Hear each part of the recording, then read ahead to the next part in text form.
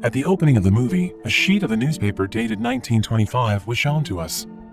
This news was about a professional running athlete named Eric Liddell who won a gold medal at the Paris Olympics in 1924. Thanks to his victory, Eric was offered many sponsorships that asked him to move to America, but he refused it all and chose to join the London Missionary Society. The London Missionary Society was a religious organization that aimed to spread kindness in various remote areas. Eric was married to a nurse called Florence Mackenzie Liddell, and he then continued his study and successfully earned his bachelor. After getting married, Eric and his wife moved to China and spent their days teaching at several schools. Eric and his family lived happily there, but 13 years of his time lived in China. Precisely in 1937, Japan succeeded in occupying China and spreading fear in various places. Many buildings were seized by the Japanese soldiers, and the Chinese people were forced out of their own land. The Japanese soldiers closed the road and strictly guarded it, so it was so hard for Eric to go to the school to teach his students. Thankfully, Sun Yo, his driver, was always there to help him take care of the soldier by bribing him so he would open the road for Eric. At that time, many people had to stay at home, but as a teacher, Eric felt that it was his responsibility to go out of his house and keep doing what he should do, teaching children even if he had to go so far, to the remote village. All the children were so happy and very enthusiastic when they got the lesson from him. But on that morning, Eric had to witness the horror. A group of Japanese soldiers' planes flew over and dropped several bombs and hit one of Eric's students who had just arrived with excitement on his face. That tragic event left Eric's feelings shattered and made him realize that no matter how hard his life is, he doesn't want to kill the hope he had planted, and now he has to move to save many people, including his children and his wife. Eric then made a request to the British Embassy to repatriate his wife, Florence, and his 2 daughters, while he stayed behind to help the Chinese people who were being colonized by the Japanese. In the evening, Florence accidentally saw the 3 passports Eric had made, and she was very sad because Eric was not going home with her. Eric tried to explain to her that he wanted to help as many people as possible, and he also said he would catch up with her and their daughters once things got better. She accepted his decision patiently, knowing that Eric was a man who loves to help others and won't let other people in misery. Florence and their 2 daughters left China the next morning. There were so many people leaving China when they arrived at the port. Eric then said his goodbye to his daughter and his wife. He asked her to take care of them and also to take care of herself, who was expecting another baby. Florence then gave him a rosary silver necklace as a sign of luck. A few days after Florence's departure, the Japanese came to seize and confiscate all of Eric's belongings. Thankfully, Sun Yo was always there to cheer him up and comfort him when he was sad because of the thought of his family. Eric and Sun Yo then had to move out of the house. They went to the school and lived there with other people who also had to leave their house. Despite his condition, Eric kept his spirit up by playing with the children. He invited all the children to run every morning around the school, and in the afternoon, he would spend his time teaching the older children. A few months later, Eric got the letter that Florence sent from England. Along with the letter, she attached a photo of their newborn baby. Eric felt so touched by the letter, and he felt happy about the letter his wife sent him, but beside him there was a boy named Shou who felt sad because his parents had died, and he missed them too. In the evening, Eric asked Sun Yo to drive Shou to the orphanage so he could get a better place to live, but Shou said he didn't want to, and chose to stay at the school to assist Eric helping the refugees. A few days later, Eric and Sun Yo drove the car filled with medicines to be sent to one of the hospitals. They knew that this trip was going to be hard and dangerous because the Japanese soldiers were everywhere to stop them at every corner of the road. But for Eric, it was nothing. He would do everything to help others. Upon arrival at the hospital, Eric met a man who asked him to officiate his marriage. The story then continues on the day when Pearl Harbor was attacked by Japan on December 7, 1941. This attack had a great impact, especially to Eric and other foreigners who were still in China. On the day where Eric was officiating a marriage, Japanese soldiers suddenly came and stopped the wedding. All the people who were at the event, captured and brought to the concentration camp. At the concentration camp, they were searched one by the Japanese. They took all their stuff forcibly. Even the newlywed couple who just had their wedding had to be separated from each other. When he saw that, Eric had the urge to tell them that they didn't have the right to separate a couple who had just been united by God in marriage. Instead of letting the couple be together, a Japanese soldier then said that all the people had to obey the Japanese emperor, because the emperor is God, the one who holds all the power. Now they have to live in a slump barack in a very limited condition and have to sleep on cold straw and a pillow, not the proper one, but using whatever they have. They couldn't do anything but accept their fate. On the next morning, all the captives were told to work on the farm for a whole day without resting. The soldiers were everywhere to guard them while they were working. We moved to the next scene where Shil was in a rush to tell Sunya that all the foreigners were captured by Japanese soldiers and captivated in the concentration camp, and Eric was there too.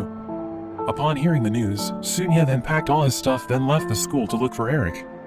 By the night, Sunya and Shil arrived at the concentration camp.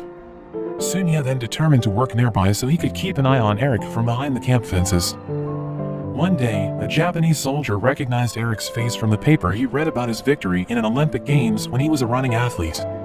That soldier then took Eric out of the camp and brought him to meet Mayor Kenji. Kenji challenged Eric to race, then he offered Eric a place to stay and provided him a proper meal so he could prepare himself to do the race. Eric has a little time to prepare himself. Instead of doing some training, he used the chance to teach the children some lessons, and he shared all the food to the children. A few days had passed and Shil missed Eric. One day he saw Eric, then he ran to Eric immediately. Thankfully, Sunya was there to protect him from the camp guards. Knowing that it was hard to get the food inside the camp, every night Sunya would drop some food near the camp, and Eric would pick it up later, then share it to all of the captives secretly. The day of the race has come. All the soldiers and the captives were shouting loudly to support their respective side. The cheers from the captives were getting louder and louder to support Eric. Initially, Eric was able to lead the race, but suddenly he fell to the ground right before the finish line and Kenji won the race. One of the captives, named David, complained about the race. He said that this race was unfair, considering that Eric's condition was not as good as Kenji. But the Japanese told them the race was indeed fair. They gave him enough time and food before the race. David got beaten by the soldier because of his protest against them. The Japanese then blamed Eric for not using his time well to train, but wasted it on teaching and gave away all the food to the children. Later on, they took Eric and David to a dungeon and let them starve for days. On the first night inside the dungeon, both of them felt cold and almost freezing, and they felt scorching hot from the sun during the day. On the second day, Sunya made it to break into the camp and he brought some food. Sunya was worried when he saw that Eric looked so weak. He then asked him to run away, but Eric refused it. He did not want to leave another prisoner and chose to stay. The Japanese released Eric and David on the fourth day. They then threw some kind of powder and cold water on them.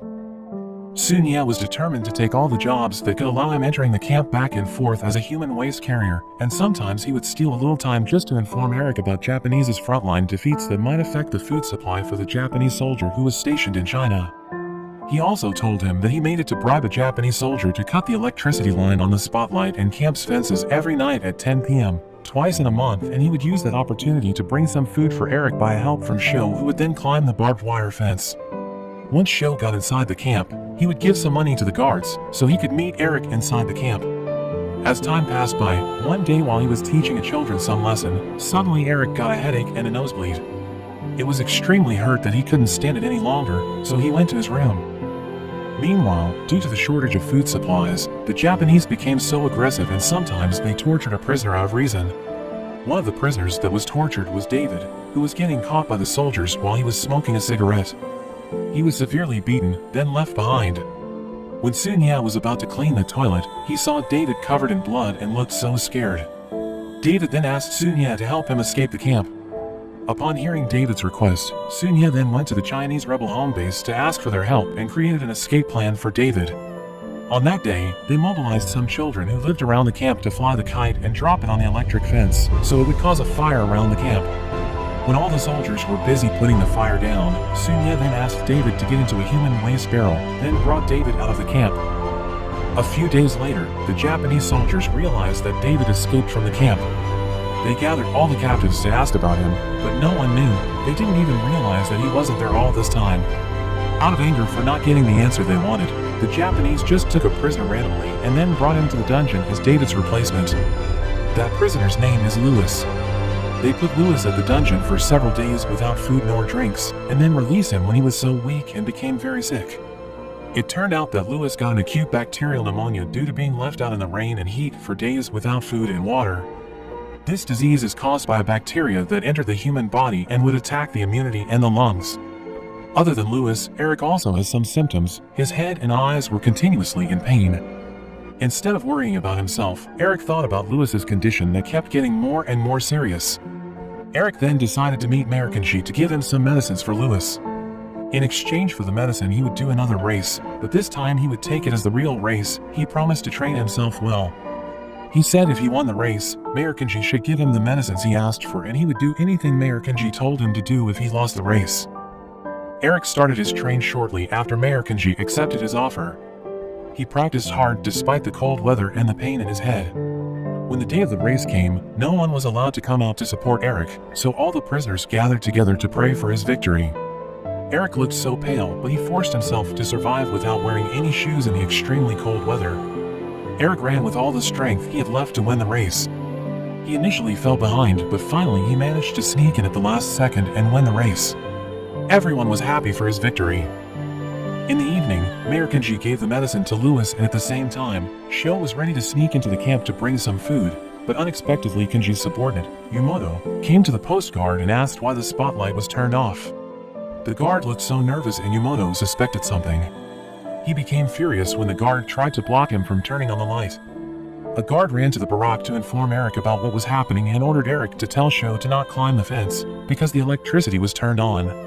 But it was too late. Sho climbed the fences and got electrocuted. Everyone screamed hysterically at the sight of Sho, who died and was hanging on the fence. Sho was so loved by all the prisoners as their own brother for helping them all this time.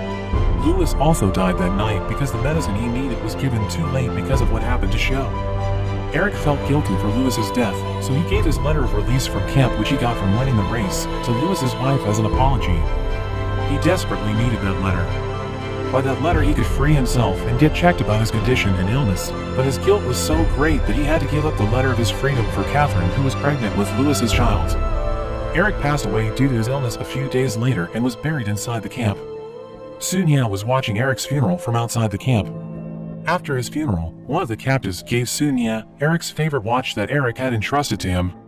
Sun-ya was so devastated by Eric's death, but he thanked him for the lesson Eric taught him to help others selflessly. On August 11, 1945, Japan finally surrendered unconditionally to the Allies, and this was good news for all the captives. The concentration camp was dissolved and all the captives were freed. On the other side, the Japanese had to accept their fate and had to commit suicide for the sake of their honors. The end. The lesson we can learn from this movie is about how someone like Eric selflessly helps others regardless of what religion the other person believes in. Even though his life ended tragically, he persisted and practiced what his religion had taught him, to help others regardless of their religion, because he thinks humanity is above religion.